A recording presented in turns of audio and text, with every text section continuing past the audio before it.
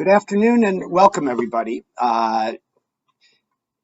Welcome to part two of our webinar series on momentum in the labor movement, the changing legal landscape and practical pointers to ensure employers are prepared. In part one of this series, we discussed recent union organizing activity in the current economic, social, and demographic changes that have led to what appears to have resulted in a substantial increase in union organizing, as well as in a highly increased receptivity by employees in various industries to the concept and the idea that they can improve their working conditions by being represented by a union. In part two today, we are going to focus on recent and anticipated changes in the law that we believe will further aid this momentum we've been seeing and make workplaces of all types more susceptible to unionization, particularly in those industries such as technology and retail food service, by way of two examples that have historically been resistant to unionization. For our discussion today, I'm joined by my colleagues, Franczek partners Sally Scott and Tracey Truesdale. My name is Mike Warner, and I'm the co-chair of our labor and employment practice team. Sally Scott is also a partner in our labor and employment practice. Throughout her career, she has focused exclusively on representing private and public sector employers in all aspects of labor and employment law. She represented the Chicago Public Schools during its contract and school reopening negotiations over the past few years related to COVID-19, and is also labor counsel for McCormick Place, Lincoln Park Zoo, Adler Planetarium, and the Regional Transportation Authority, among other institutions. In addition, Sally has negotiated collective bargaining agreements for school districts and various private sector and not-for-profit clients. Tracey is also a partner here at Franczek, and she is also my co-chair of our labor and employment practice team. She has represented management in labor and employment for more than 25 years. She represents both national Fortune 500 corporations and smaller companies, and public entities and not-for-profit institutions in the professional services, media, manufacturing, construction, and technology sectors, among other industries. Her labor practice includes advising companies in their collective bargaining strategies, representing companies in arbitration proceedings and other bet the company disputes, representation of employers in union organizing and decertification campaigns, and in the defense of unfair labor practice charges and labor arbitration.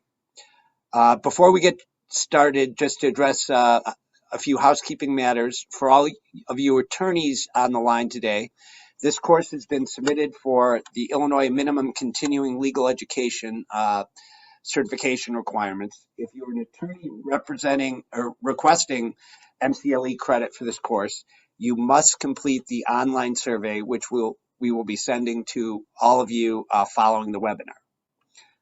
Also, please feel free to ask questions by clicking on the Q&A function at the bottom of your Zoom screen during the course of the day, and we will either address the questions as they arise at the end or in the context of our discussion if a question is pertinent to what Sally and Tracey are talking about. So without further ado, let's jump in. First off, Sally, can you tell us what is the National Labor Relations Board doing, and what do we anticipate them doing in the future now that there's a Democratic majority on the board that will actively encourage unionization?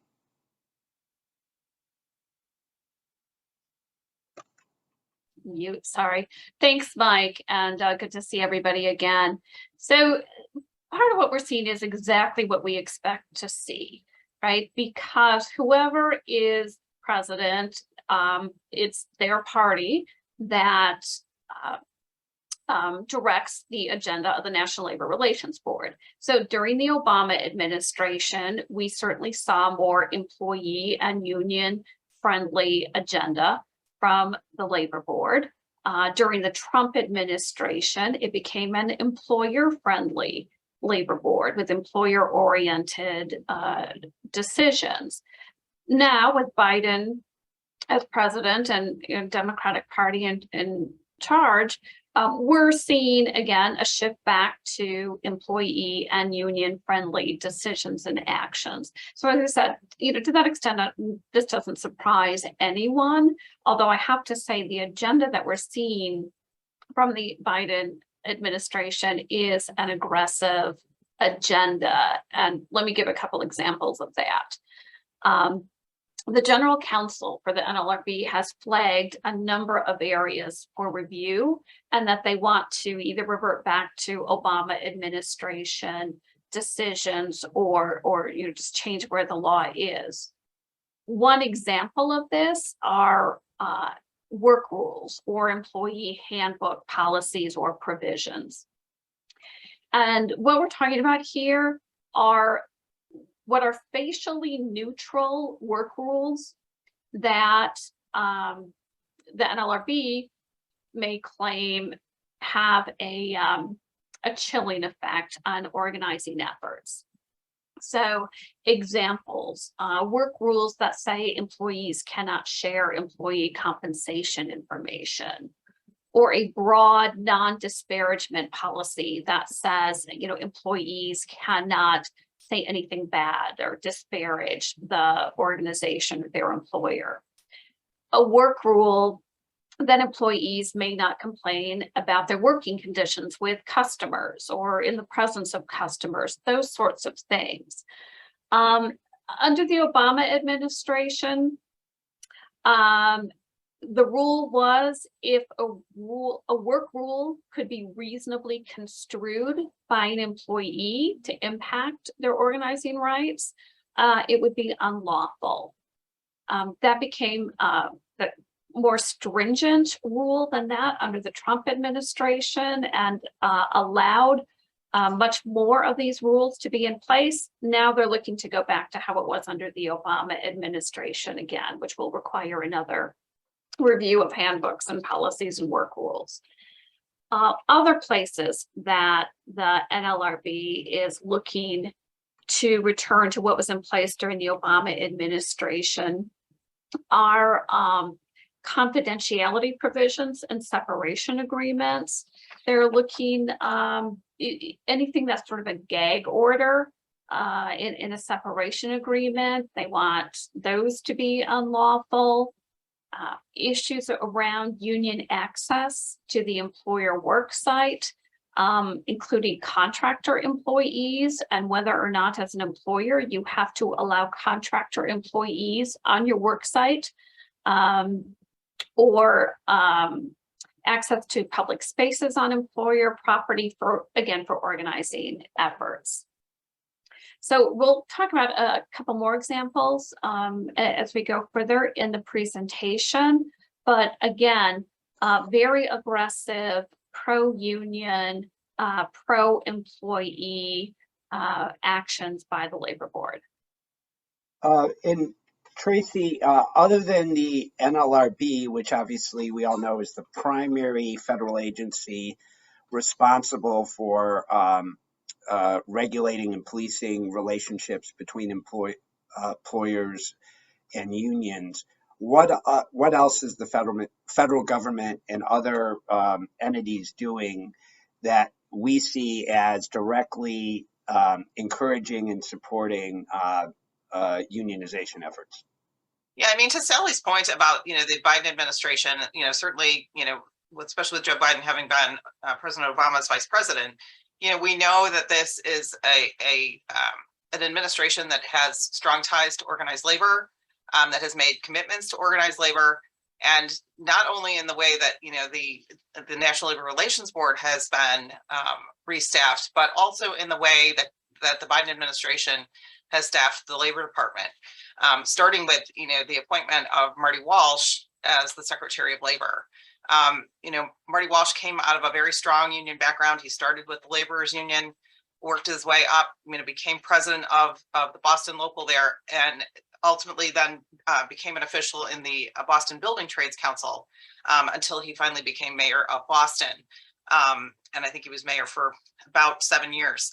So you have somebody with, a very strong traditional union background from a strong traditional union town, who is now our Secretary of Labor. And he is working very hard to, promote a pro-organizing, pro-collective bargaining agenda within the Department of Labor, certainly in a way that we have not seen before. The good news is we see him as, we know him to be someone who is known to be a bridge builder. He certainly helped, resolve the strike in the railroad industry. But, we have someone in that Secretary of Labor, that key cabinet position, who is, whose mission is to promote the interests of organized labor. And that he's made that very clear with the agenda that he's laid out. He sort of kicked off his time as Secretary of Labor in April of 2021 with a social media campaign that was on social as well as on the Department of Labor's website called #UnionsMatter. And I actually watched, the campaign on social media in real time. He was on Twitter actively promoting, his own experience having been a member of a union, having worked in a union environment, and then interacting with workers all over the country about their pro-union experiences and what unions had done to benefit them and their families. So he's definitely promoting this culture of, organized labor being a benefit to the average American worker. And so that's a very, key component of his agenda, as I said. So, and they've even sort of identified who they believe are sort of the key demographics for organization. They're looking at younger workers, women in particular, and then people of color. And so these initiatives that I'll talk about are really geared toward those particular segments of the workforce that may not have been as educated about joining unions, but we know from part one of this series have certainly gotten on board with organizing. So he sort of kicked off his, as I said, his tenure with this #UnionsMatter campaign. And there's a link in the materials if folks want to know more about that particular campaign.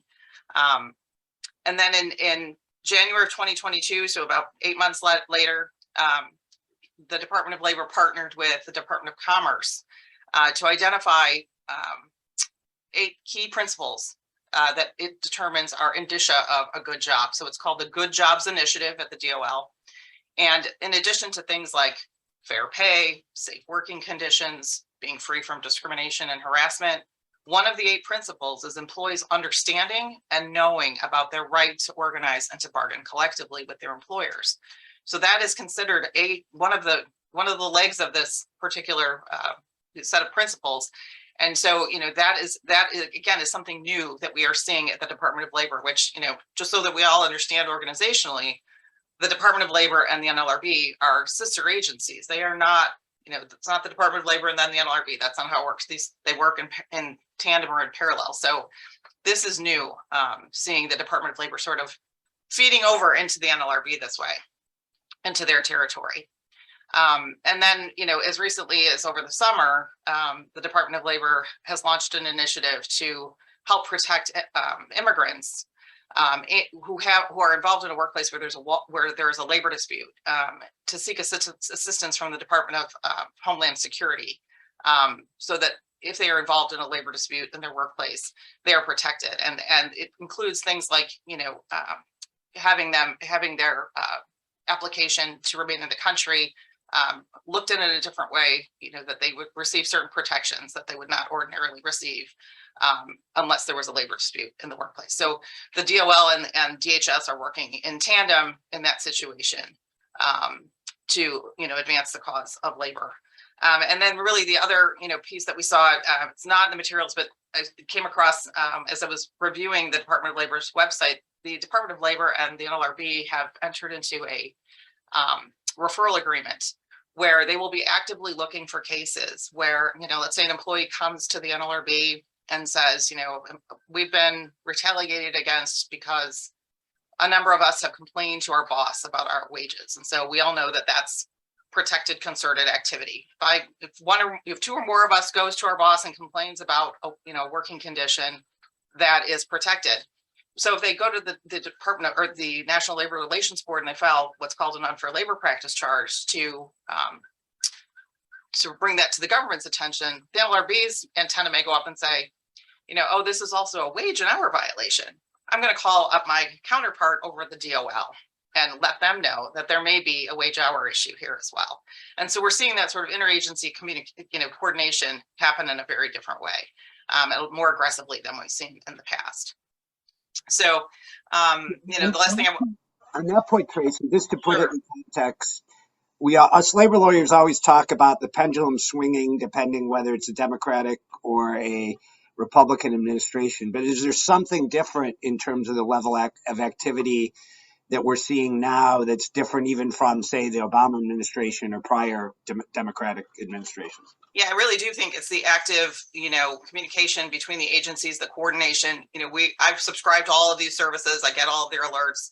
And it's certainly daily from the EEOC, the Department of Labor, it's the same way. And almost every single communication that you receive from the DOL has some sort of union promotion piece to it, that they do a weekly blast if they don't do something sooner during the week.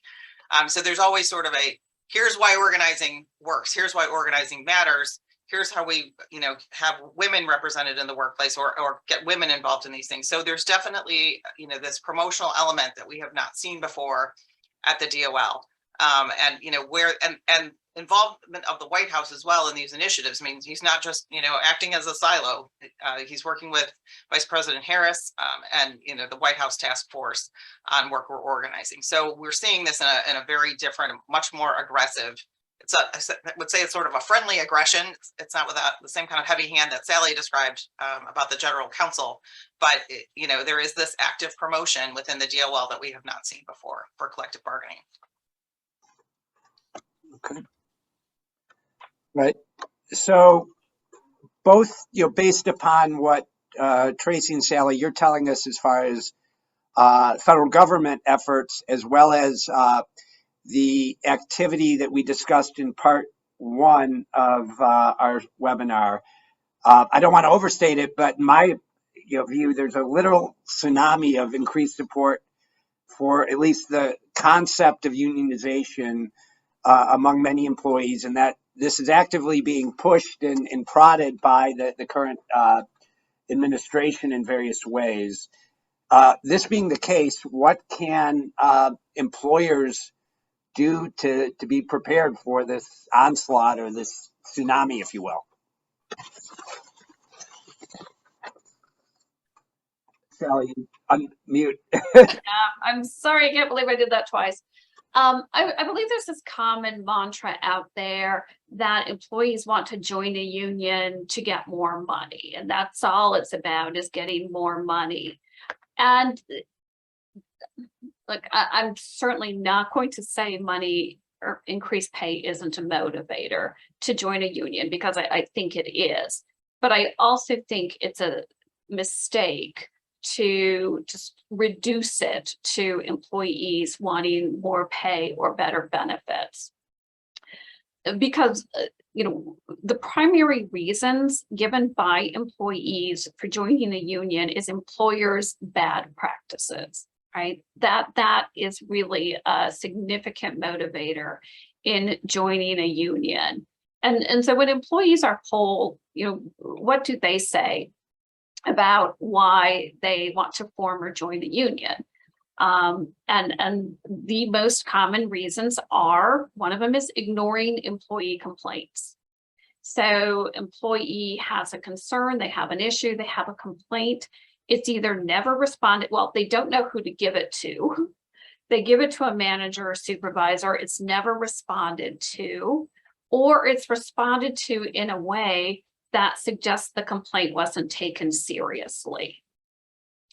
So employers need effective complaint handling systems, right? And so certainly that starts with HR, but it's also obviously with management. And do you have a true open door policy? Everyone says they have an open door, but do you actually have one? Do employees know where they should go if they have a complaint or a concern? Are you having group meetings or departmental meetings with employees where they have access and a forum to raise concerns or state complaints that then are genuinely heard and responded to, which does not mean giving that is always going to be resolved in the employee's favor. I don't think, frankly, that's what employees expect, or is that going to be right? But that there is the process and the forum. And we, when we do, if a petition is filed, if there's a campaign ongoing for union organizing, one of the things that employers will respond to employees with is, you don't need a go-between, right? You don't need the union to go between you and us. You can come directly to us with your concerns. Well, what do you have to show that that's the case, right? So that's something employers need to be looking at right now and making sure they have those systems in place. Another issue unions raise, or employees raise about joining a union, is a perceived lack of respect. And that comes around in a couple of ways. One is communication around discipline or job performance. So if you have to have those tough conversations with an employee, is your manager able to do them effectively and respectfully? Because like, those tough conversations have to happen at times. And are your managers able to do that in a way that communicates the message that needs to be communicated, but in a way that's respectful? Another aspect of that is employees say they want a voice in decisions that affect them. So they want to know what's going on, what's happening. Particularly, I think we saw this, I mean, we always see it, but particularly in COVID-19, where so many things changed in the workplace. There were layoffs, job reorganizations, potentially trying to figure out what to do, the working remotely, all of that. And so I think if there wasn't effective communication and employees were just sort of feeling lost, like what's going on, am I going to lose my job, etc., that's another area.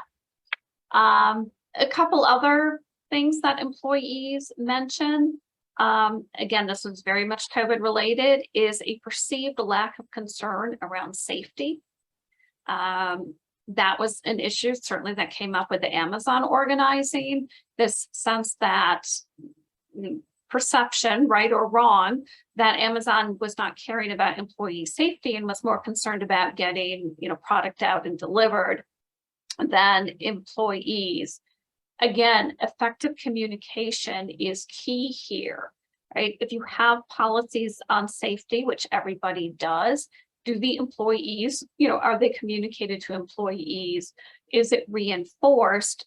And then also, are they enforced and in effect, right? It's one thing to have the written document. It's another to say, actually do what you say in your policy that you are doing. And then, as I mentioned at the start, competitive wages and benefits, certainly is a part of it as well, but it is not, the sole piece here that's causing employees to want to join unions. So Sally, you mentioned Amazon, which, as we discussed in part one, is one of the higher profile examples of a company hit with union organizing campaigns recently. The other one is Starbucks. And what lessons can we take from Starbucks in that? Prior to this recent activity, I think I think myself and others would have viewed Starbucks as fairly progressive and employee friendly, and that actually being part of their brand. I remember years ago saying, them touting the fact that you can work part-time as a barista at Starbucks and you have health insurance and other benefits that would be unheard of at a similar type of workplace. So it appears that Starbucks was doing a lot right. So what's happening? Yeah, no, great point, right? And I think that just reinforces what I was saying initially, is that it's not just pay and benefits, because certainly with Starbucks, as you said, they were known for a lot of generous benefits and being considered a very progressive employer. And I think what it comes down to, probably to a large extent, is managers in individual locations. And because we know poor managers are one of the leading causes of employees wanting to join a union. I mean, everything else I talked about, right? The perceived lack of concern around safety, the respect, the mechanisms for issuing complaints really come down to your managers and how they're interacting with their employees. I saw a meme with Gordon Ramsay as a manager, and I don't watch a lot of Gordon Ramsay shows, but certainly the snippets I've seen, yelling, swearing, berating, all of that, right? And then this meme, they were like, if this was your manager, wouldn't you join a union, right? And it's like, yes, because nobody wants to be treated like that. Now, I don't think our listeners have Gordon Ramsay as their manager, but it's just, it's sort of an extreme example of the managers that are in place and how they are treating your employees are so key to whether or not a union gets a foothold. Okay. So let's say you're in a position either in human resources as a human resources manager, executive, or a in-house lawyer who focuses on labor and employment, who learns of a potential organizing activity within your company or workplace. There's some employee communications. There are cards floating around. There are whispers in the halls or emails going back and forth. What do you do then? How can an employer effectively and legally respond to that sort of activity, particularly given that we know that the law is changing by the day, given the change in administration and the change in the labor board makeup? Yeah, once we know that a union is sort of sniffing around, and whether that's, sort of covertly in the parking lot or, in communications that we've heard from employees that they've gotten, texts or email overtures from the union, as labor lawyers, our heart kind of skips a beat because we're like, well, we're already there. You're in a bad place because,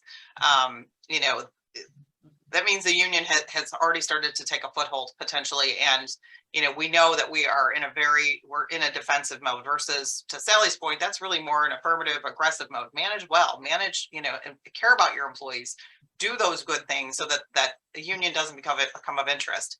But now that the union has their attention, has your employees' attention, we are trying to fix what should have been the steps that Sally had laid out earlier. Those things haven't happened, and they're going to happen in like triple time during our efforts to try and dissuade employees from potentially bringing a union in and changing the dynamic in the workplace significantly. So the conversations, the hard conversations that managers might not have felt comfortable having before a union started talking to employees, they're going to have those, and they're going to have lots of them, or we're going to have a difficult outcome in the either in a showing of cards or in an actual union election run by the National Labor Relations Board. So we're not going to be in the place where most employers want to be.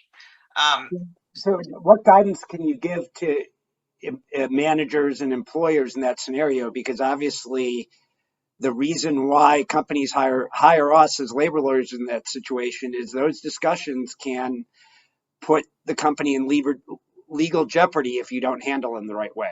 Right. Yeah.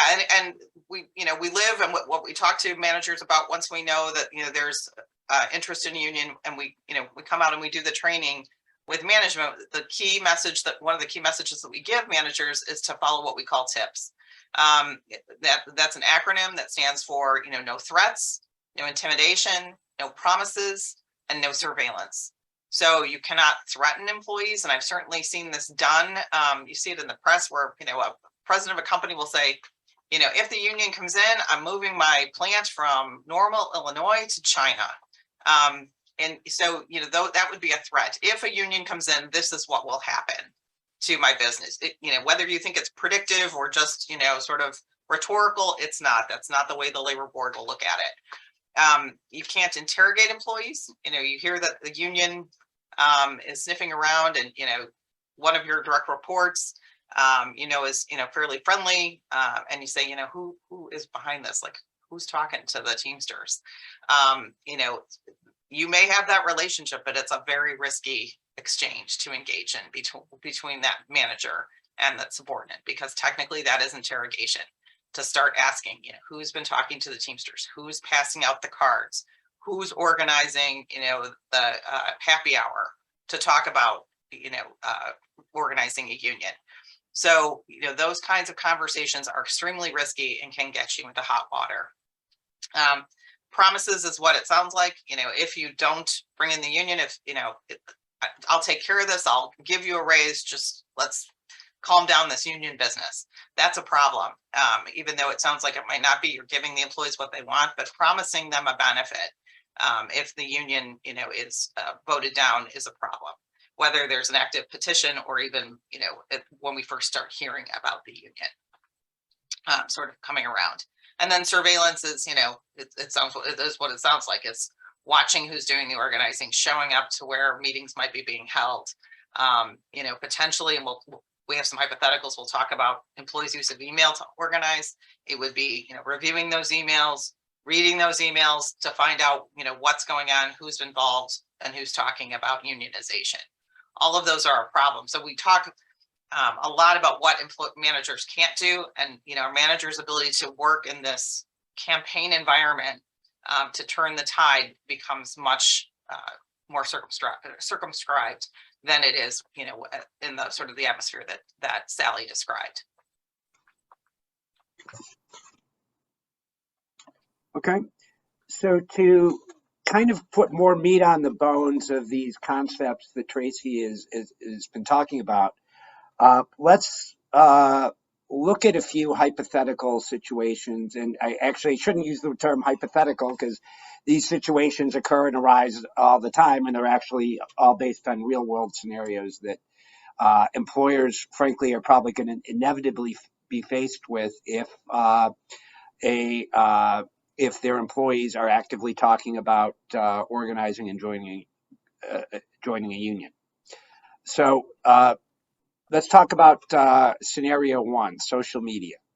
The world is very different now, where an organizing campaign, particularly the public aspect of it, is not necessarily going to be conducted with people holding picket signs outside of a workplace, because that's not where business is done. Business is done online, business is done at people's homes, and that's how people communicate. So let's say employees have launched a social media campaign aimed at encouraging both their colleagues to organize and also encouraging public and customer support for those efforts.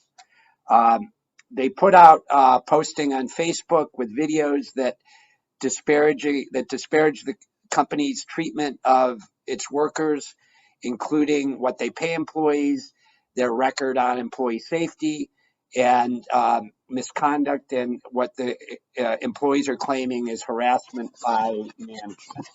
What can the company do about that? Particularly, this is let's say it's a company whose like Starbucks, whose reputation is important.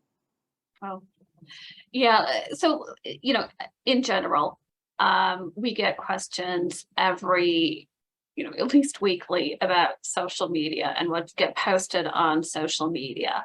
And I know, as management, employers, you read things on social media and you just want to scream at it or pull out your hair, right? Like, how dare they say that? They know full well that's not remotely true. And then you get responses on social media about, oh my gosh, I can't believe that the company you work for is so terrible. Like, how could they do that, or whatever, right? And it's just, it gets blood pressure boiling. And so we get the phone calls like, my employee posted this, can I fire them or threaten them or tell them to stop or discipline or whatever? And one of the things you have to look at, obviously, is what have they posted? Because it may be protected concerted activity. If Tracey was referring to earlier, if it's, employees talking about the terms and conditions of their employment, it may be protected activity and likely could be. So that has to be your first analysis of, whether or not this is protected speech or not. And then though also, you're just going to have to go through and figure out, is this something that needs to be responded to? Right? Or do we do more harm by responding to it? Because for the most part, if you as an employer are responding on social media, you're just going to get trolled. And you're just going to have people, right? It's not going to end well. You're not going to convince anyone. And it's just going to continue this escalation of messages, most likely. So part of it, though, too, is look and see how many people are having this conversation. Because if it's on Facebook and it's a small group and it's just the group of, small group continually talking to each other, this isn't probably anything you need to do something about. But if you see it's like, becoming a significant issue with a lot of followers, maybe you do need to address it. But I would address it in the same ways you are communicating with employees. So if your communication with employees is primarily through email on, policies or what's going on, I would do that. If you do town hall meetings, consider that. If you address things in small groups, department meetings or whatever, do that. But think about what the right forum is for responding, which probably isn't social media. And there may be instances where picking the right person to respond to something on social media, like if, for example, they're saying, employees get harassed and when they complain about it, they all get fired. Do you have someone post your anti-harassment policy, which is very clear that they don't get fired for reporting it? Maybe, that's something you can consider. But, as I said, by and large, I don't think responding on social media is best. And you really just need to be thoughtful and strategic on where and how to respond. So what about the scenario where the messaging on social media is seen by your customers or clients, and you're afraid that this is going to have a spillover effect that adversely affects your business? What can an employer do? Are there any limits in what a employee or group of employees can say in the quote unquote name of concerted activity? That if a group of employees posts that Acme has a shoddy product that kills people, that can't be okay, can it? No, and I don't think it is. And I think you can certainly engage in a positive campaign, but you don't want it to appear reactionary to the particular, buzz that has been on social, maligning you based on safety or whatever. So I think, it is definitely, we go high, they go low kind of thing. And you want to, if you are going to affirmatively correct the perception, you have to be very careful about it. And to Sally's point, you do not want to get, to engage in this back and forth, because the union is going to win on, and employees who are engaging in this kind of campaign, they're going to win on sort of, the attention end of the spectrum all the time. They're going to win, regardless of the message is not truthful. And so, I think you can, put out a positive campaign, but, if you think you're going to turn the tide of public opinion completely, you're just not.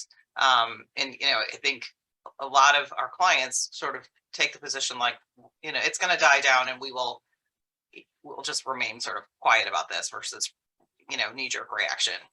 And in terms of dealing with in the actual employees engaging in this conduct, if an employee posts on a publicly available social media site, Facebook, Glassdoor, or whatnot, Acme makes a shoddy product that kills people, period, full stop. Can you discipline that employee? Yeah, so Mike, what I was saying before is you need to look at whether or not this is protected, concerted activity or not. If they're simply saying they're making a shoddy product that kills people, of course, you're going to address that. But you have to look at the communication and see what it is.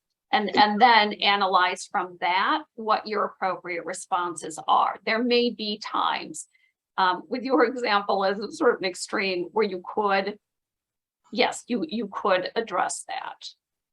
So what about the scenario, Acme makes a shoddy product because it doesn't pay employees enough and doesn't get skilled workers? Yeah, and so again, that's why you have to look at whether or not it's protected, concerted activity, because if you're bringing that in and it's about employee terms and conditions, then, right, that's probably that's a different response on what you can do with it. So next scenario, somewhat related, again, dealing with the way we communicate these days and the use of technology, use of email. A lot of employees and particularly a lot of workplaces in tech and other industries that are for the first time really being faced with organizing. The way people communicate is electronically by email, instant messaging, Teams, Slack, whatnot. What are the rules surrounding that in terms of employees being able to communicate regarding unionization? So let's talk about another scenario. A manager receives an email that was inadvertently forwarded to him from one of his or her subordinates. The subject line says, organizing meeting on Tuesday, November 1st, and the email subject recipient line and sender line indicates that the email came from a new employee, and this was sent to all of his coworkers. The email says that all employees are invited to meet at a local restaurant after hours to discuss joining a union. As a first question, was it okay for these employees to use the company's email system for this activity, and can the employer do anything to stop it? Yeah, well, if we're talking about today, as in October 26, 2022, the current state of board law on this issue is very much what we counsel employers on the use of things like physical bulletin boards. You can certainly adopt a policy that says that company email, company voicemail, bulletin boards are only to be used for business purposes, and there will be no personal use.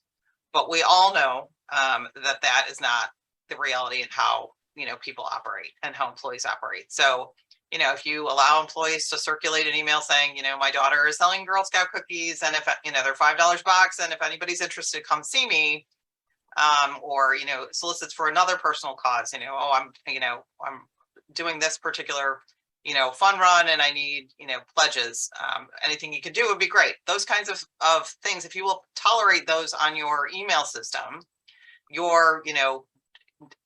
our email is exclusively for business use rationale, that particular rule has gone out the window because you've now given exceptions. So if exceptions are tolerated, then you have to allow that same exception for union use.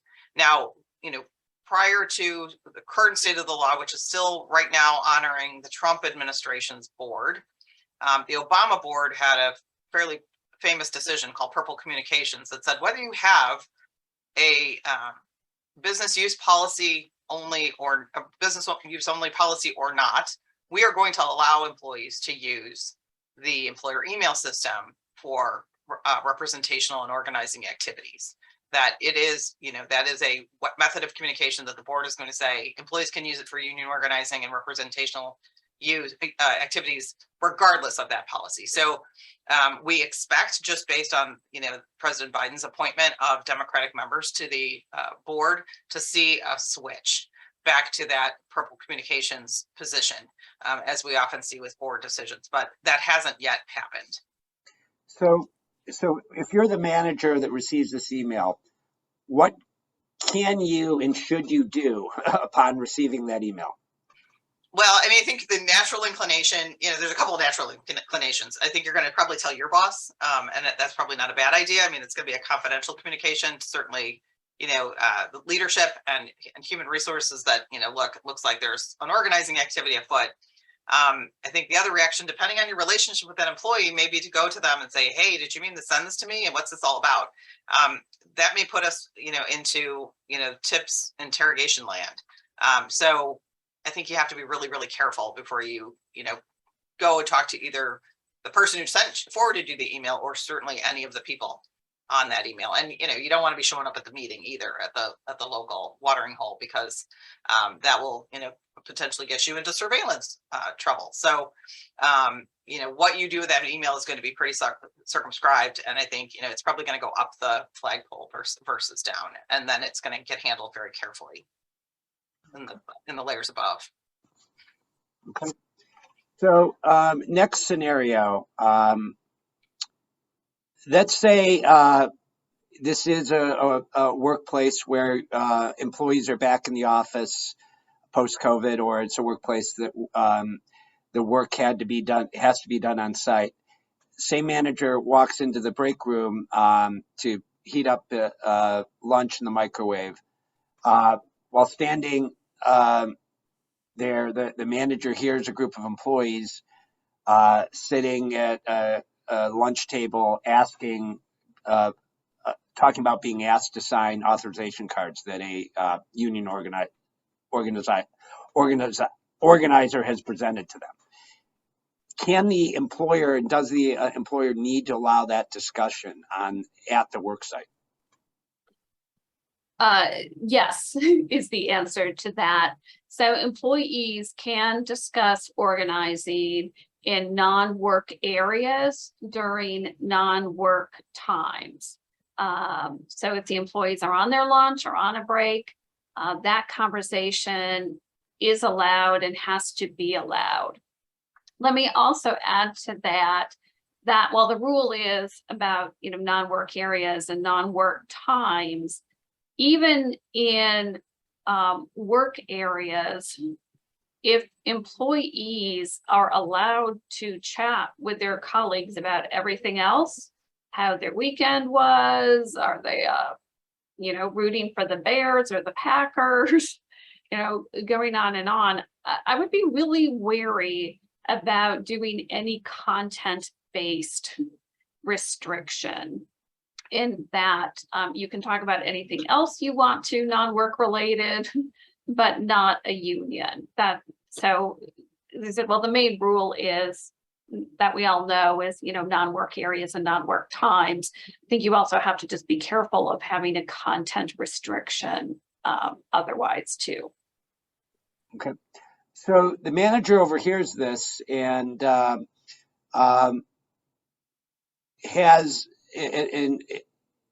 says, I better nip this in the bud. I'd like to offer my views on whether it's a good or bad idea to assign these cards. Can a manager do that?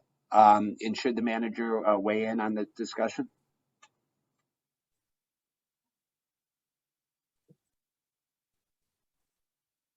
Tracey? That's me. Sorry about that. Yeah, I mean, that's a very, very risky discussion to have to walk over, and that's got to be a manager who knows what they're doing and what the limits of tips are. Because again, you can end up in an interrogation and or a surveillance problem. Like you only know I'm talking about this because you were listening to my conversation, and now you're asking me questions about the unionization effort potentially. So we've got interrogation and surveillance in the same event. So, I think you have to have a manager who knows how to handle this situation. The one thing, we talk a lot about what managers can't do during a campaign, and the thing that the activity that managers and supervisors are allowed to engage in is to talk to employees about facts and about their own personal experiences or opinions. When I was in the union, this is what happened to me. When I was in the union at this particular company, my wages didn't go up. In fact, I ended up losing money because we paid dues. They can talk about things that are factual and that are experiential, but they can't say this is what will. But I gave the illustration I gave before. You cannot be predictive and say this is what's going to happen to you or to this work site if a union comes in. Yep. So that's got to be a really careful conversation if it happens at all. So, and we're running out of time. So quickly, a few more scenarios I'd like to run through that come up. What about wearing union-related clothing or buttons, T-shirts, buttons, whatnot? Can an employer restrict or prohibit that from happening in the workplace? And how is, given the change in administration, how is the law changing in that regard? Yeah, I mean, generally, the Biden board recently issued the Tesla decision that I'm sure folks have read about in the newspaper. That upheld employees' rights to wear union insignia at work, whether that's a T-shirt or a button or a hat, unless what the board has defined to be, and it's in quotes, special circumstances exist. And those special circumstances are going to be case specific to your particular workplace if you look to limit employees from wearing union insignia. It can be things like, it's not safe.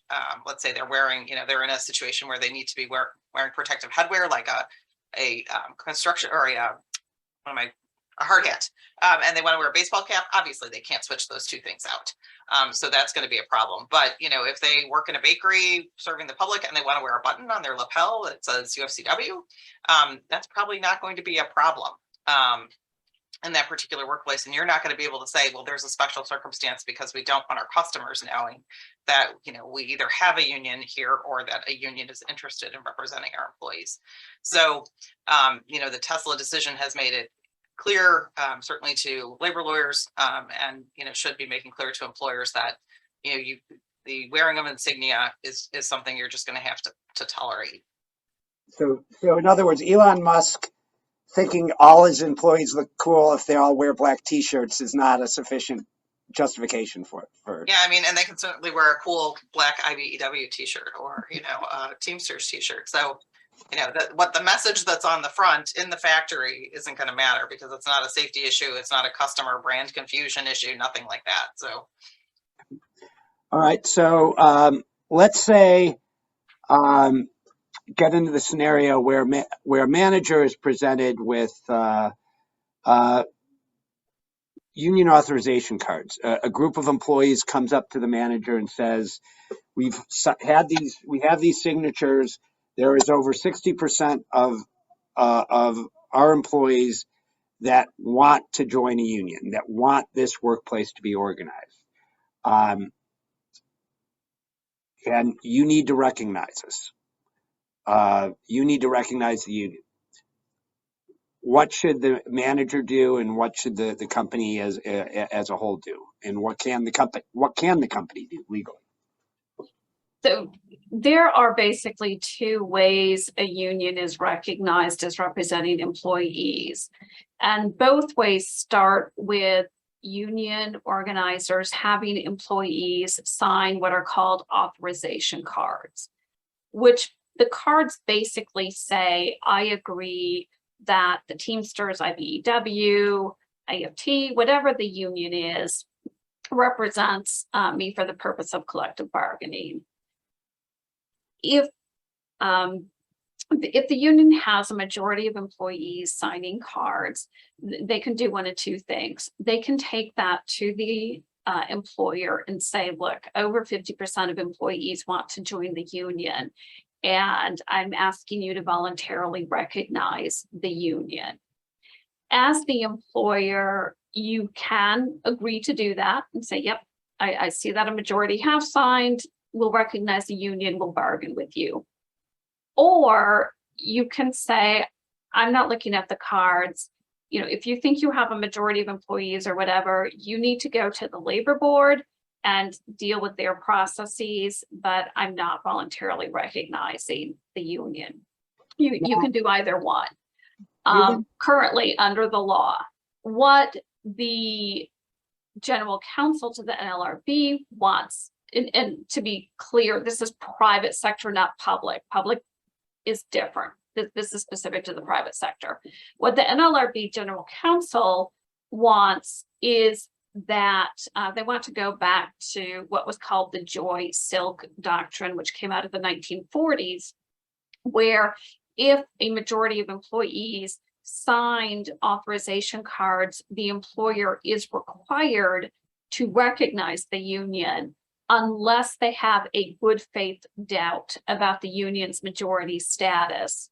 And a good faith doubt, really, you have to show fraud, forged signatures, you know, something of the like. You can't just say, well, I can't believe over half my employees would sign a card. That would never meet, you know, the standard. You actually have to show something to indicate the good faith doubt. As I said, that is what the NLRB general counsel wants to go back to. It is not where we are right now. And where we are right now is, as I said, that the employer, you know, does not need to look at the cards, does not need to accept the cards, and can instead, you know, require that they go through an election.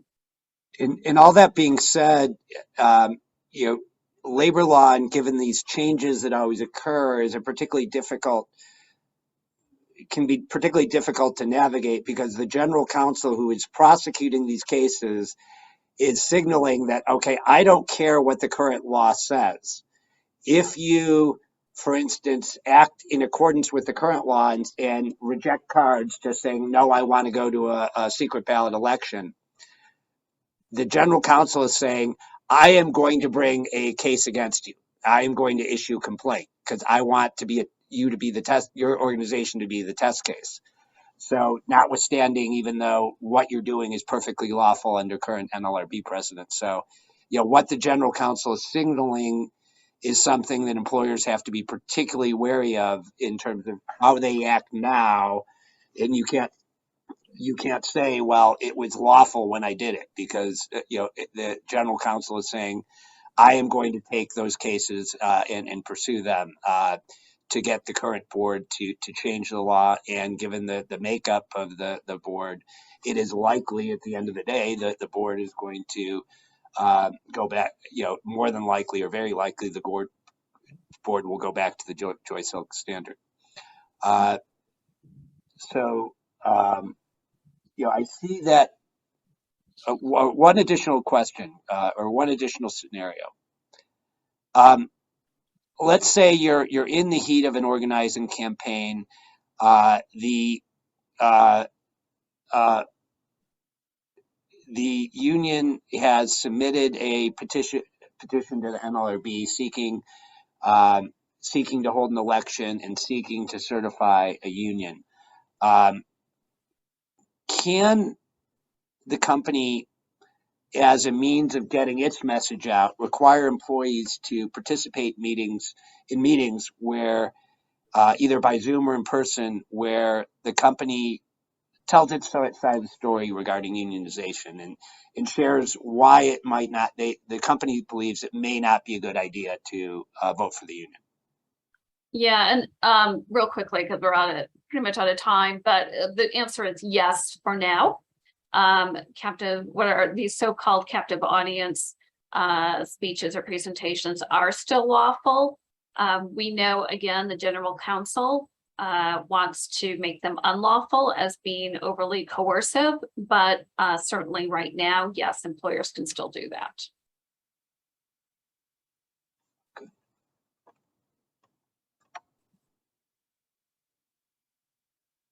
All right.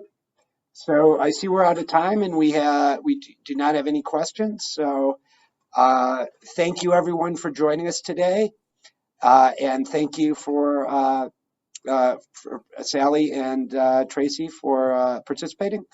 And obviously a lot to digest here. And the message to take away is, as always, these issues are not easy, and they're only going to be getting more difficult for employers. So thank you for your time. Thanks, everyone. Bye.